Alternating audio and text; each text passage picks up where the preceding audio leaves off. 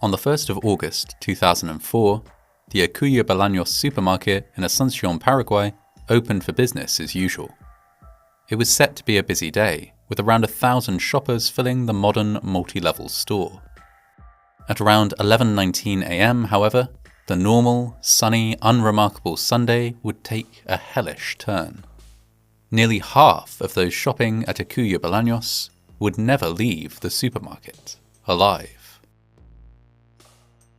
The Ycuá Bolaños supermarket in Asunción was constructed in 2001 and was therefore one of the most modern shopping centres in the city in 2004. It had a footprint of just over 4,000 square metres or 43,000 square feet and sold a wide range of goods. Its mainstay was groceries, but shoppers could also purchase from a range of household goods and clothing.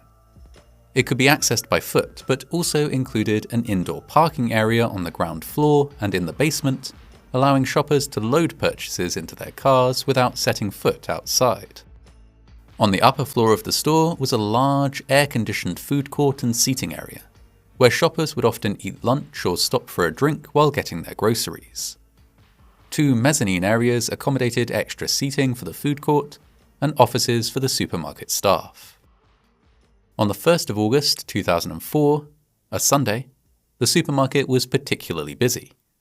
At maximum capacity, the building could hold around 1,400 people, and on this day there were by most counts at least 1,000 people present.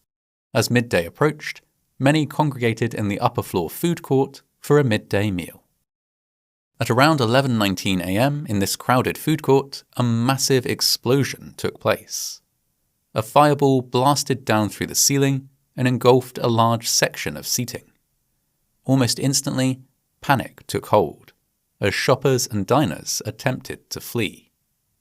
The supermarket had many regular exits and emergency exits, but it was quickly discovered that many of these were locked or barred. Security guards later reported that they had been told over their radios to lock exits in order to prevent people from fleeing the building with goods that had not yet been paid for. Most security guards in other areas of the building had not seen the fireball that consumed the food court. The fire alarm system within the building was not working. They did not know the seriousness of the situation.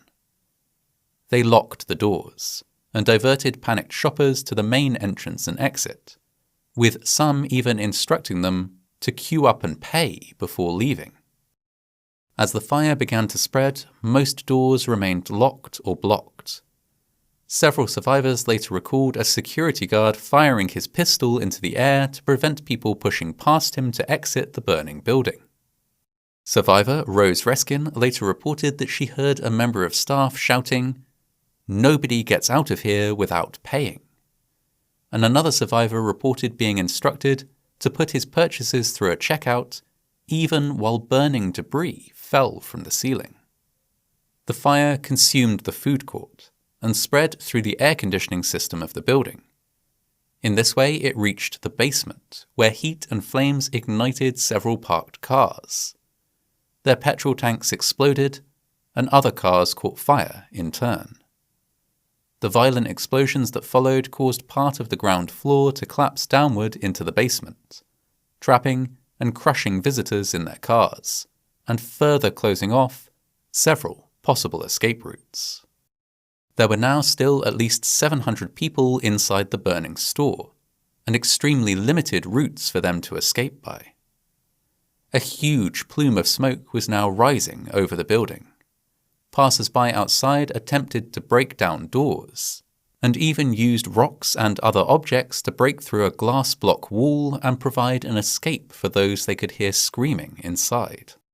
The fire service was called and was quickly on scene.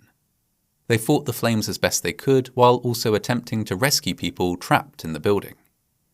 One fire chief later reported that he was threatened by an armed shopping centre security guard, who told him not to damage a locked door he was trying to open. Getting survivors out of the building was an almost hopeless task.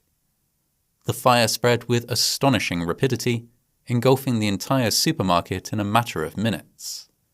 Dozens of cars in the parking lot exploded, and flammable stock including aerosols and domestic gas cans added significant fuel to the fire as flames consumed the ground floor. Some materials used for the interior finish of the supermarket produced thick, toxic black smoke when burned, further reducing the chances of survival for anyone inside. By the time the fire service did get the flames under control, it was clear that there had been an enormous number of casualties.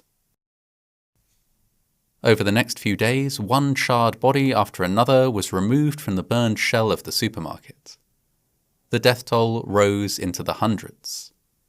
In places, firefighters encountered what they later described as a carpet of bodies, all tangled together and sometimes chest deep.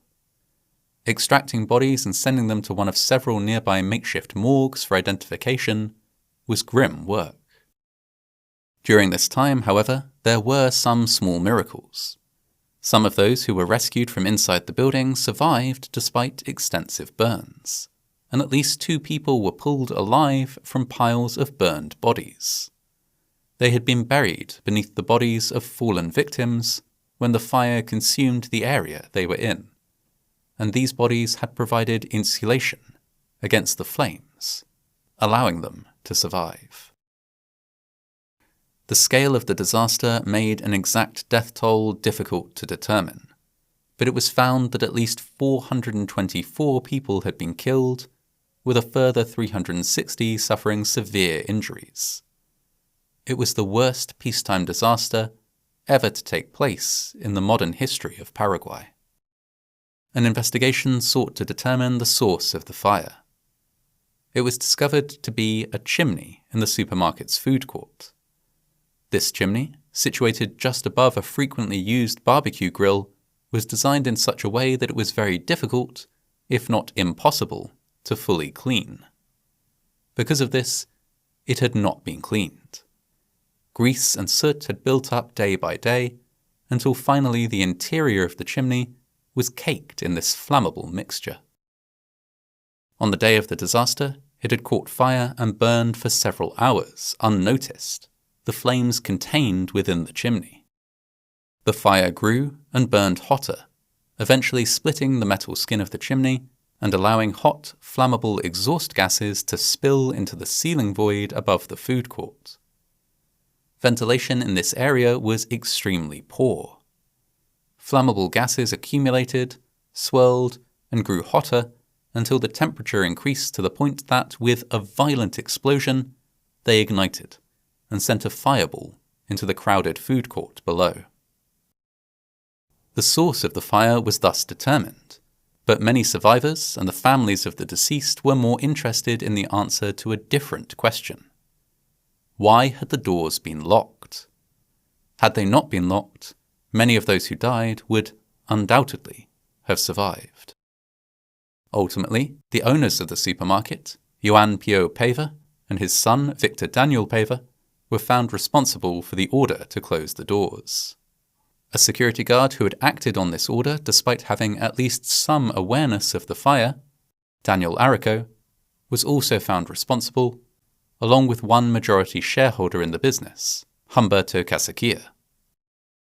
During initial criminal proceedings, it was announced that the men would be sentenced for involuntary manslaughter, a crime which carried a maximum sentence of 5 years in prison. When this decision was announced, there was instant uproar. Strident protests led to furniture being thrown, and then to a brawl in the courtroom which spilled out onto the street and became a fully fledged riot. The people of Asuncion were, it was clear, not going to tolerate this particular sentence. The police controlled the riots, but a low level of unrest continued until a retrial was arranged. This time, the defendants were charged with the more serious crime of negligent homicide.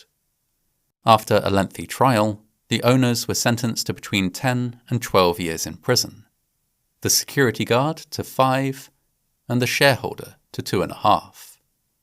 All were released early, after serving only a portion of their sentence. The gutted supermarket, the place where more than 400 people had lost their lives on what had seemed like an ordinary Sunday, was partially demolished, and a striking memorial was constructed in its place, along with a cultural centre that serves the community to this day. Parts of the original building were preserved by the design. Today, the disaster is still vivid in the memory of the citizens of Paraguay. The worst loss of life in peacetime in living memory, caused by a combination of a lack of maintenance and a decision to prioritize the protection of profits over the preservation of human lives.